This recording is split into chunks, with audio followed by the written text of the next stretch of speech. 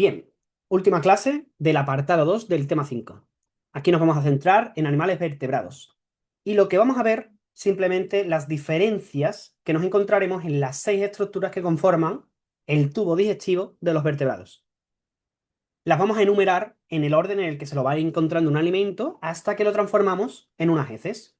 Entonces tendremos primero la boca, pasaremos a faringe, esófago, llegaremos ya a través de los esfínteres al estómago para después terminar con intestino delgado e intestino grueso.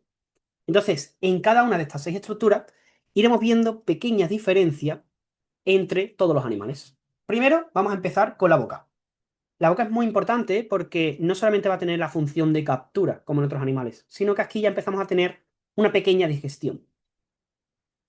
Primero nos encontraremos esas estructuras vocales que van a ser como los dientes o los picos. ¿Qué funciones puede tener un pico o un diente? Capturar, como puede ser un cocodrilo o un ave, fragmentar, como hacemos nosotros, y también llevar a cabo la ingestión, ¿vale? Que es el tragar un alimento. Después pasaremos a un músculo muy interesante, que es el músculo de la lengua. La lengua no solamente va a tener esa función que tienen nosotros de manejar los alimentos en la boca para tragar y tal, o para detectar alimentos, sino que también va a tener una función de captura, porque recordemos que en los reptiles, las ranas utilizan la lengua para capturar. Entonces, claro, nos vamos a encontrar lenguas de muchos tipos. En mamíferos, por ejemplo, va a tener esa naturaleza musculosa, blandita, para poder detectar sabores, móvil, para poder movilizar la comida. También en anfibios y reptiles nos las encontraremos más pegajosa para poder atrapar y retráctil. De esa forma, pues puede alargar muchísimo más su lengua y utilizarla como una especie, sí, como un movimiento elástico. También podremos ver una lengua mucho más dura, como la de las aves, ¿vale? O por otro lado, con dentecillos, que lo vamos a llamar dentículos, como si fueran tentáculos, ¿vale? Pero en vez de ser brazos que salen de la cabeza, salen de la lengua, que serán algunos peces, ¿vale? Esto va a ser muy parecido a la rádula. ¿Y qué es la rádula? En clases anteriores lo vimos. ¿Recuerda esa lengua de los caracoles que parecía un rallador de queso? Por último, ya hemos hablado de los dientes, hemos hablado de la lengua, vamos a hablar de un componente muy importante que van a ser las glándulas salivales. ¿Por qué son importantes? Porque sin estos, muchos alimentos que ingerimos nos harían muchísimo daño en nuestras estructuras.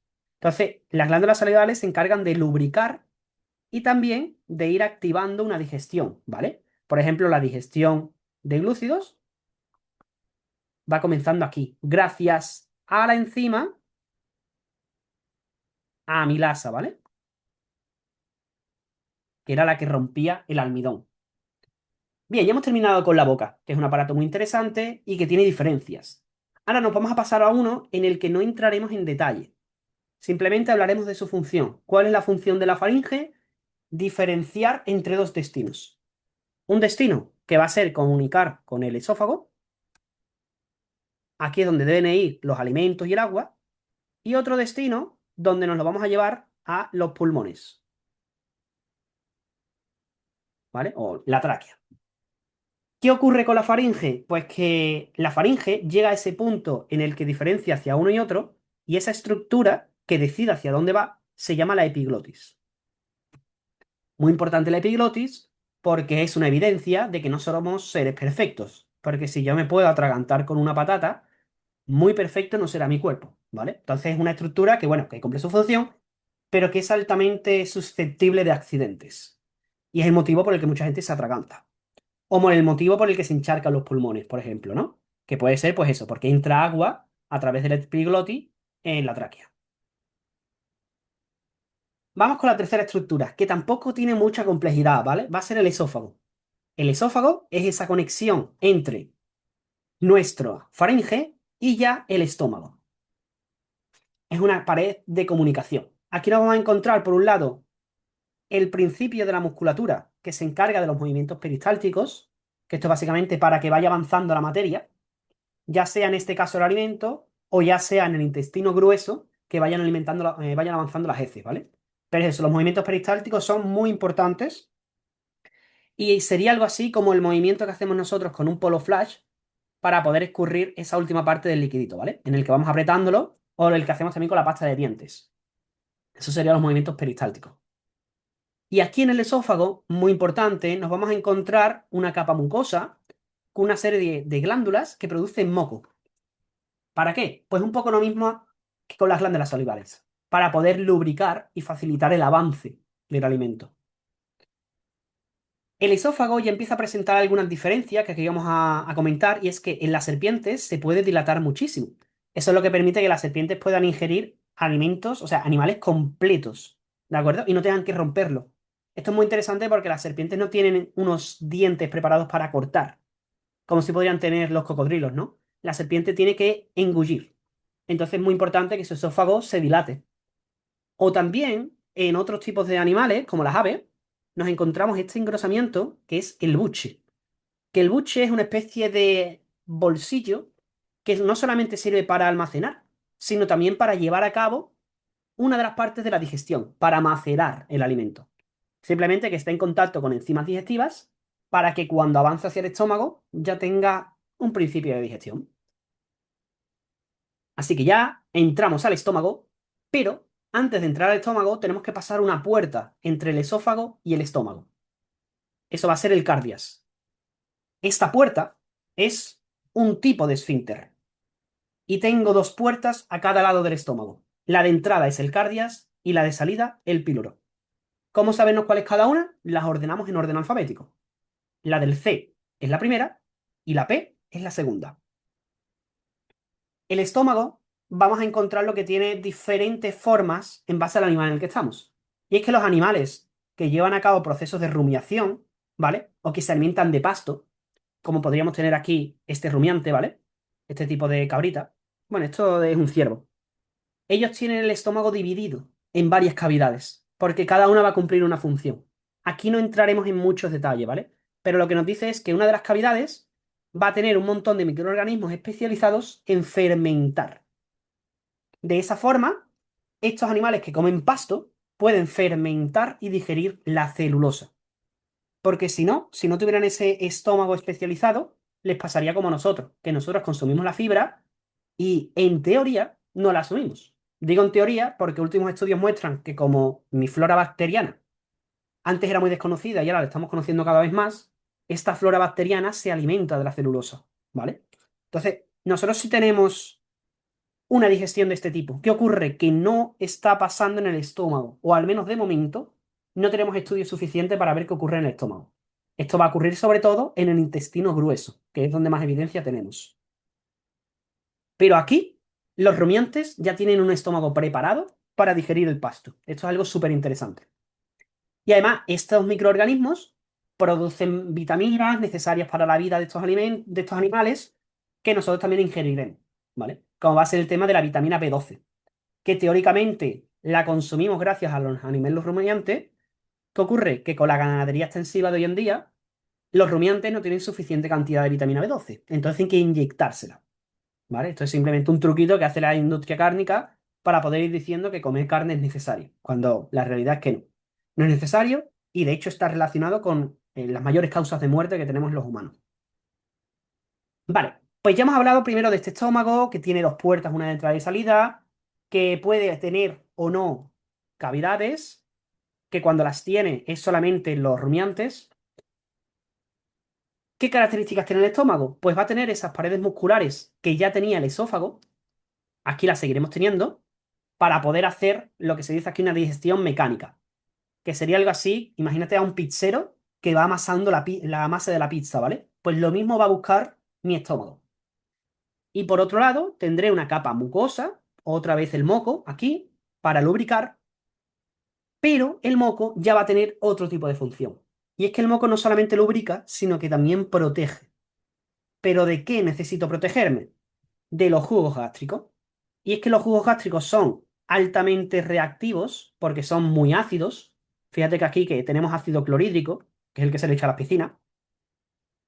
Entonces, claro, este ácido se puede comer las paredes musculares, ¿no? Pues para evitarlo, nosotros nos ponemos una capita de moco que impide el avance del ácido clorhídrico, ¿vale? Entonces es muy importante la capa de moco, que cuando no la tenemos, pues tendremos problemas como las úlceras. Que una úlcera no es más que un daño que está produciendo mis jugos gástricos sobre las paredes de mi aparato digestivo.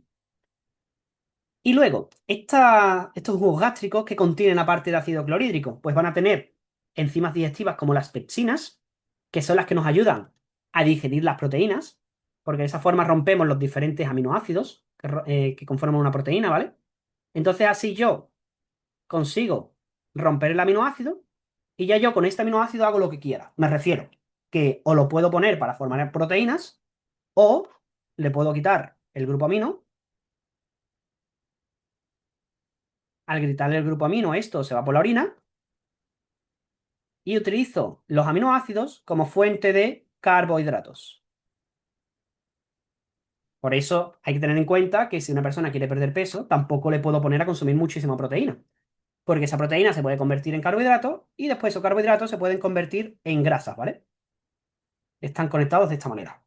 Aparte de que consumir demasiadas proteínas no suele ser peligroso en población sana, pero sí que es ineficiente, ¿vale? Porque al final, pues, las fuentes de proteína es lo más caro que tenemos de alimentación.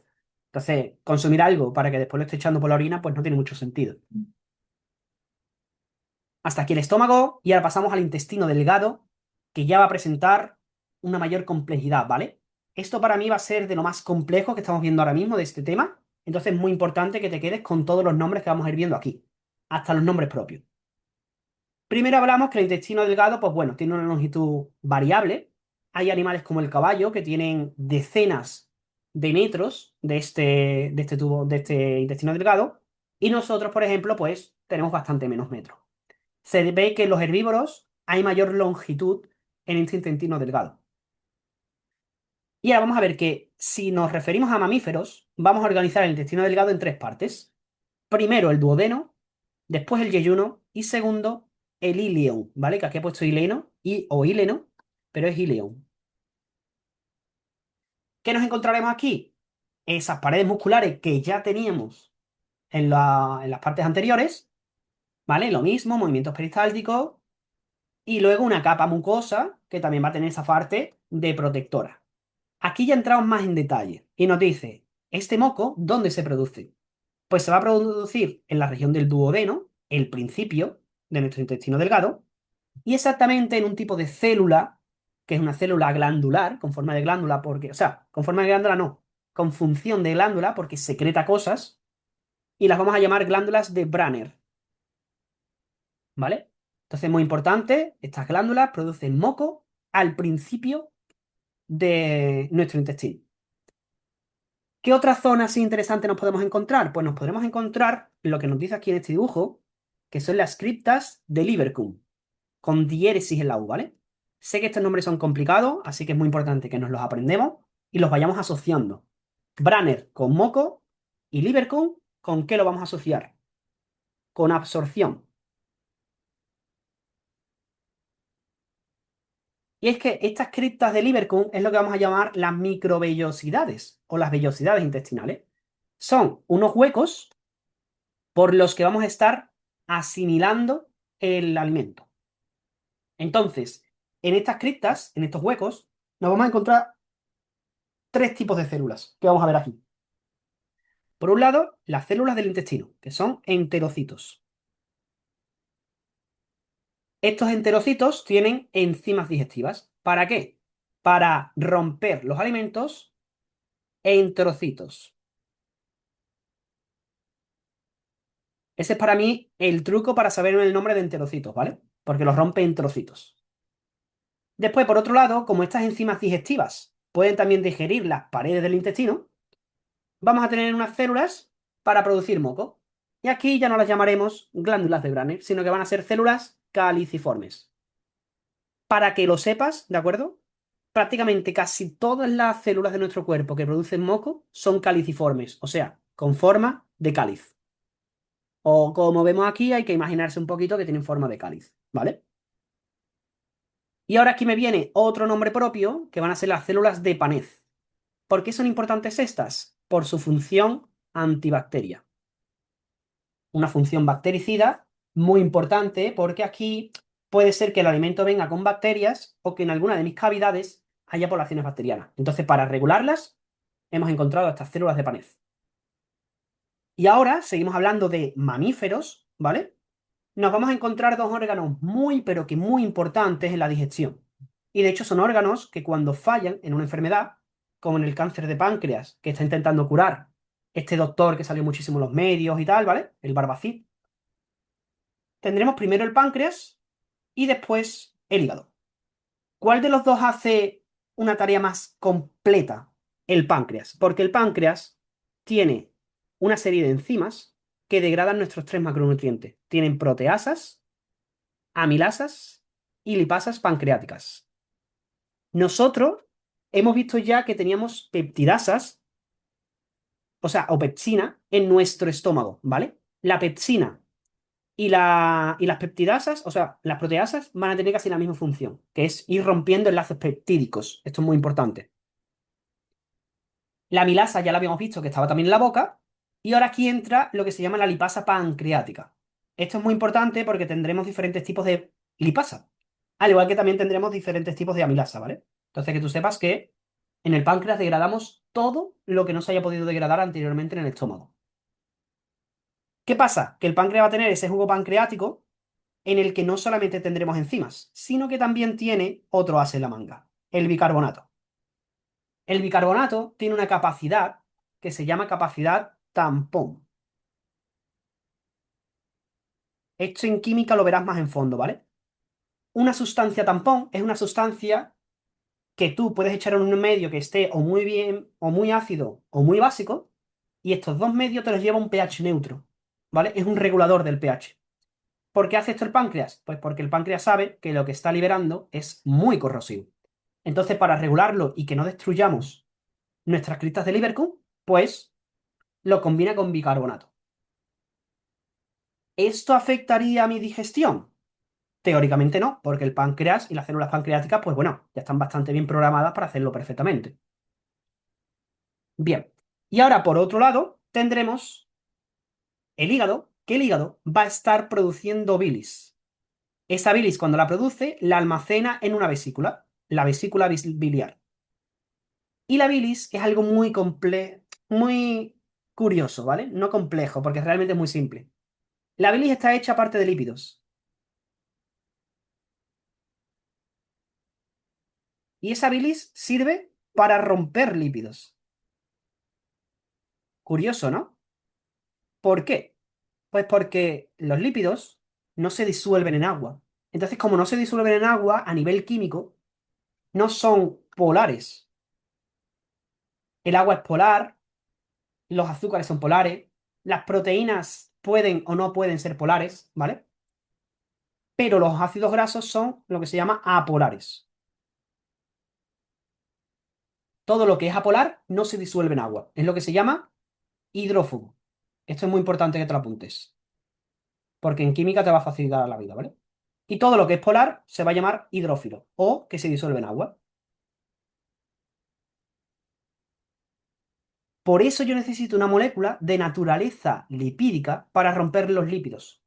Y por eso veremos que los lípidos, cuando los digiero en el intestino, aquí me lo dice, ¿vale? Rodeados por sales biliares, lo voy a conseguir en un formato hidrosoluble, que es lo mismo a polar o lo mismo a hidrófilo, para llevármelo, en vez de por la sangre, por la linfa.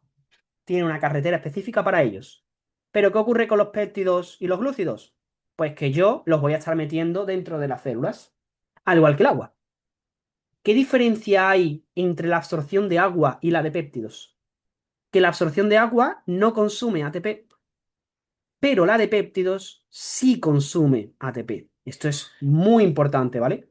Ya te digo que será un gasto de ATP que después recuperaremos, una pequeña inversión. Pero esto es importante. Los tipos de transporte, no sé si es algo que has llegado a ver o no. Si no lo has llegado a ver, coméntamelo y profundizamos en esto, ¿vale? Pero que tú sepas que cuando yo quiero incorporar un compuesto en una célula, va a haber procesos por los que tengo que pagar ATP y procesos por los que no. Esto tiene que ver con leyes naturales, de la química y demás, ¿vale? Pero es eso, que sepas que mis nutrientes como tal me cuestan dinero, mientras que el agua me sale gratis. Bien, pues pasamos por aquí a la última parte. el intestino grueso. Teóricamente, en el intestino delgado yo ya he absorbido todo lo que necesito, ¿no? Entonces, teóricamente, en el intestino grueso ya, ¿qué hago? Acumular la caca para expulsarla, ¿no? Pues no como tal. Se ha visto que en esta zona voy absorbiendo algunas cositas, ¿vale? Y voy también descomponiendo sustancias. La fibra se ha visto que en humanos se digiere aquí. Es lo que te he comentado atrás, ¿vale? No sabemos qué ocurre en el estómago o en el intestino, o no podríamos asegurarlo a ciencia cierta, pero sí podemos asegurar que aquí la flora bacteriana entra en juego. Nos vamos a encontrar tres partes en el intestino. Aunque ya sabemos que esto tiene una parte ascendente, transversal y descendiente, ¿vale? Descendente, perdón. Todo esto es el colon. Pero al principio del colon yo me voy a encontrar una zona que va a ser el ciego. En ese ciego nosotros generamos el apéndice. Antiguamente se decía que este apéndice era totalmente inútil, que no valía para nada. Pero, como ocurre en ciencia, todo aquello que decimos que no vale para nada, o todo aquello que decimos que ocurre por motivos azarosos, ocurre por azar, lo que realmente estamos diciendo es, oye, todavía no hemos invertido dinero en descubrir qué está ocurriendo aquí. Hay muchísimas cosas de la ciencia que todavía no tienen explicación. Y básicamente es porque es muy caro investigar. El suelo de una persona, todos los materiales que hay que conseguir, todas las muestras, son cosas muy caras. Por eso va a haber un montón de cosas que a día de hoy se dice una cosa, pero que en 2 años te pueden cambiar por completo la situación. Entonces, a día de hoy me gusta que en un instituto se diga que el apéndice tiene una función y tiene una función defensiva. Es algo muy interesante porque de hecho en los casos de apendicitis se ve que esto se inflama, al igual que se pueden inflamar los ganglios. ¿Por qué se inflaman los ganglios? Por una sobreproducción de anticuerpos. Pues aquí podría ser algo parecido. Entonces el ciego es la primera parte, después pasamos con el colon, que tiene su parte ascendente, transversal, descendiente, y luego estos pequeños giros, sin contar esto, ¿vale? Estos pequeños giros que lo vamos a llamar sigmoides o colon sigmoides. Entonces el colon tiene 4 partes. Y ya terminamos con una zona donde acumulamos las heces hasta que ya no podemos más y mandamos una señal al sistema nervioso de, oye, hay que ir al baño. Eso va a ser el recto. Aquí es donde ya las acumulamos. El recto ya conecta con el ano. Pero en otros animales, como peces, anfibios y reptiles y aves, o sea, todo lo que no son mamíferos, vamos a ver que no termina en el ano, sino que va a terminar en otro órgano que va a ser la cloaca. La cloaca no solamente cumple la función excretora, sino que también va a tener la función reproductora. Entonces nosotros, los mamíferos, fuimos en esta fase los pioneros o los primeros, ¿no? Los que innovamos generando dos conductos. Por un lado la cloaca y por otro lado podemos tener la uretra, ¿vale? O podemos tener la vagina. La función de este intestino grueso, que hasta ahora solamente hemos visto que es acumular caca. ¿Pero cuál es? Es seguir absorbiendo agua. ¿Hasta qué punto? Según las necesidades. Si yo estoy en un contexto en el que tengo una diarrea, ¿vale? O una gastroenteritis, si nos ponemos más técnicos, voy a absorber menos agua y por tanto las heces van a salir más líquidas. Esto es muy curioso. Y es que se ha visto que en este tipo de patología la absorción de agua pues es ineficiente. Por el motivo que sea, ¿vale? Una cosa importante es que aquí ya lo estamos digiriendo. ¿Por qué? Lo sabemos, porque no nos encontramos enzimas digestivas. Pero una cosa muy curiosa es que, claro, como la caca para arrastrar, o sea, para moverse, puede quedarse pegada en las paredes, nosotros producimos mucus para seguir lubricando. De hecho, que no tengamos suficiente mucus o que hayamos absorbido muchísima agua, hace que una persona tenga problemas para ir al baño. O en otro contrario. Hay patologías o enfermedades, ¿vale? Que de forma transitoria, esta persona con las heces puede expulsar también mucus. ¿Por qué? Porque está produciendo demasiado mucus. Y para que nos entendamos, sería como que la caca patina, ¿de acuerdo? Y arrastra ese mucus que sobra.